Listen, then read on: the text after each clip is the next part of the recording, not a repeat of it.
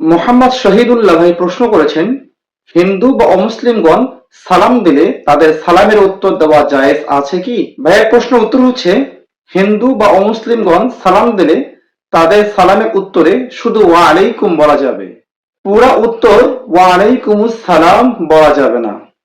এই ব্যাপারে বুখারী ও মুসলিম শরীফে একটি হাদিস বর্ণিত আছে, ইন্না আহলাল কিতাবি ইউসাল্লিমুনা আলাইনা ফাকাইফা নারুদ্দু আলাইহিম ক্বালা কুলু ওয়া আলাইকুম।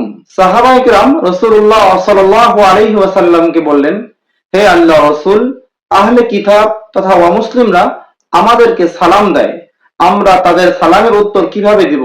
রাসূলুল্লাহ সাল্লাল্লাহু আলাইহি ওয়াসাল্লাম বললেন, কুলু ওয়া আলাইকুম, তোমরা শুধু ওয়া আলাইকুম বলো। সুতরাং বোঝা গেল, কোন হিন্দু বা অমুসলিমরা সালাম দিলে তাদের সালামের উত্তরে বা জবাবে শুধুই ওয়া আলাইকুম বলা যাবে, ওয়া আলাইকুমুস সালাম সম্পূর্ণ বলা যাবে না।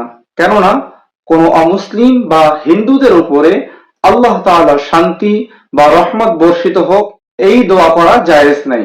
আল্লাহ তাআলা বুঝার তৌফিক দান করুক। আমিন।